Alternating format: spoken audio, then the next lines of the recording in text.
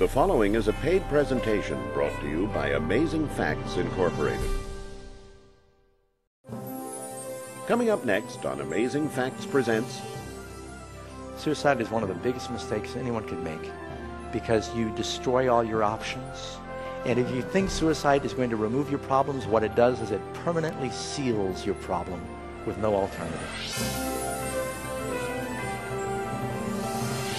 For over 40 years, Amazing Facts has been dedicated to sharing God's Word through media. This program features highlights from some of our best television broadcasts. We invite you to sit back and enjoy this edition of Amazing Facts Presents. Today's presentation is an excerpt from the Prophecy Code video series.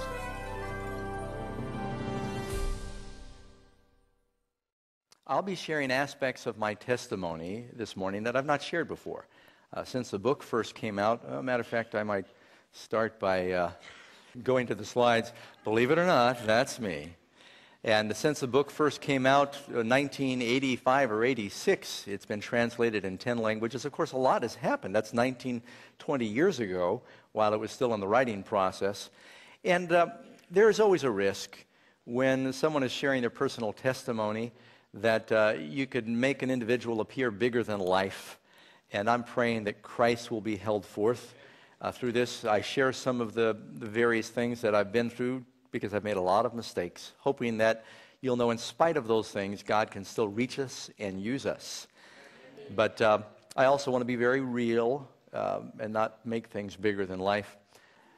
Everybody wants happiness. I think that's one thing that we all share in common.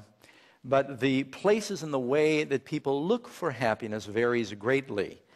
You know, you've heard me mention earlier in the program that I'm tickled when I check out of the newsstand to look at the supermarket tabloids. And sometimes I've just laughed out loud as standing in line. Now, I know that you don't read them, but how many of you will admit you read the headlines when you're checking out? But you know one reason that these are some of the most popular magazines in North America? Is because they are principally dealing with the lives of the rich and the famous.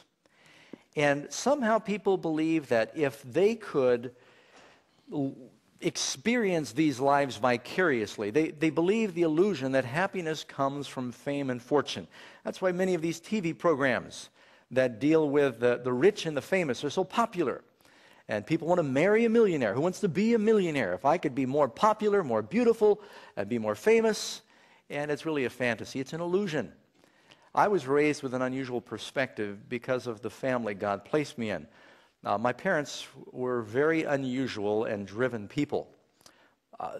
Two more opposite people, I don't think, ever got married. You've heard the expression opposites attract?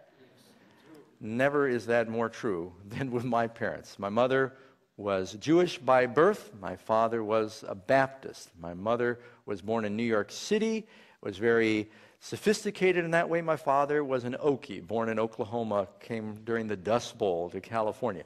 She was a Democrat, the head of the women's lib movement in New York City. My father was a redneck Republican.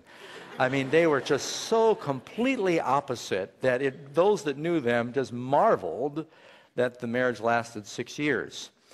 My mother was in show business, and my father was in the aviation business. I'll start more specifically with Dad. A very unusual man. His father died when he was 7 years old, left his mother pregnant with 3 other younger brothers. My father was the oldest, and he learned as a young boy to work very hard during the Depression and was very, very poor. They used to save string. I mean, just to give you an idea of how things were growing up. During World War II, Dad did manage to get some education and got himself flight instruction. He entered World War II as a pilot, a flight instructor, and finally went overseas, was there during D-Day, and has a number of interesting stories he could tell. After the war, he wanted to continue working with aircraft. He began to buy and to sell airplanes. When I lived with Dad growing up, he had the mansion, Miami Beach. I was born in Burbank, California, but Dad moved his business to Miami Beach, and then for years had a mansion on an island, one of the Sunset Islands in Miami Beach, and all the toys, Learjet. This is one of my dad's Learjets. He's had several over the years. At one time, he didn't know which one to buy, so he bought 3 and tried them out, and then sold the other 2 at a profit. And raced cars and had the Rolls Royce and all of the toys that millionaires are supposed to have. We had the butler and the maid and those things. Now, my life would go through very dramatic changes. When I was living with Mom in New York City, where she moved, it was so different from when I was living with Dad in Miami Beach, and then they'd send us to live with Grandma and Grandpa, who were very poor most of their lives in California, and my brother and I went through some very radical shifts as we went from place to place. Mom and Dad both married several times, and we got sent off a lot. Every member of my family, my brother, my mother, my father, my grandparents, has all been in national headlines at some time or another. I don't have time to tell you all about it, but I have an unusual family. Happiness doesn't come from things in this life. My memories of Dad, 90% of the time, I'd see him briefly in the morning on his way to work, and he'd always come home intoxicated, and he'd drink himself to sleep every night. What profit is it if you've got all that money and you're miserable? On the other side of the equation, Mom and Dad, very different. I was born in California, but when they divorced, they both took off different directions. Mom moved to New York City. She was involved in show business. My mother was a very talented, and if you don't mind my saying so, a very beautiful woman. And I guess I took after Dad. And she was pretty much self-taught, a high school dropout, but she learned to play the piano, the guitar, was a lyricist, started writing songs for Elvis Presley. And some of you remember that name. Any of you remember Andy Williams, Frank Sinatra, and anyone, Frankie Avalon? And she was writing songs for some of those people back then. She was an actress in mostly small parts in big movies. Any of you ever see the 10 Commandments? I think she was a slave. Greasing the stone. And whenever we watch it with the kids, we say, "There's Grandma!" And then she's gone. But so she was an actress, but never very successful in that field. Her real success came as a film critic. She was a successful songwriter, a playwright, and a film critic. She replaced Rona Barrett on Good Morning America, and she was the president and founder of the Los Angeles Film Critics Association. You recognize, of course, Muhammad Ali, Cassius Clay, and do you still remember George Burns? This is Mom. These are all black and white just because she had a mural where they were all done in black and white. It's the only way I got them. Sylvester Stallone. I got one color picture here, and I remember this. I was there when this picture was taken. It's Mom and the Three Stooges. Now, that is the original Moe and Larry. They had replaced Curly, had passed away, but I got to meet them. And they're all 70 years old at that time and still very funny. And so, Mom was famous. She knew a lot of these people, and growing up, my brother and I knew a lot of these people. Falcon was my older brother. My father named us both after airplanes, and I was named Douglas after the DC craft, which isn't so bad. I could find my name on a keychain, but my poor brother, my father named him Falcon after, I don't know, who knows what, Falcon Fanjet or something like that, and he grew up with the name Falcon Batchelor.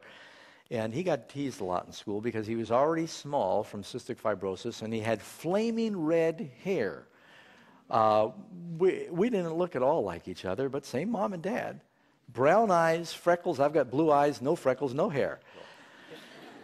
Well, we grew up in New York City and lived on 51st Street on the east side, 81st Street on the west side.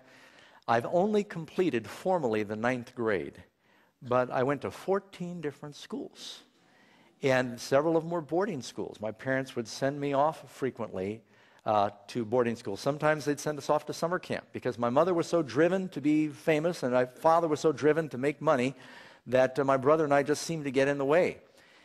I went to Catholic school. I went to military school. First military school I went to was Black Fox Military Academy, and I understand Donald Trump went there too. And I was 5 years old. You can tell folks wanted to get us out of the house. And again, I went to New York Military Academy when I was 11 years old till 13. And I went to Jewish schools. I went to 2 different Catholic schools, a number of public schools. Matter of fact, and this is another picture of me in New York Military Academy. And you know, one thing I remember is that I was probably happier there at New York Military Academy than I was at several other schools. And you know why? I think it's because I it was the first time I'd really had structure and discipline in my life.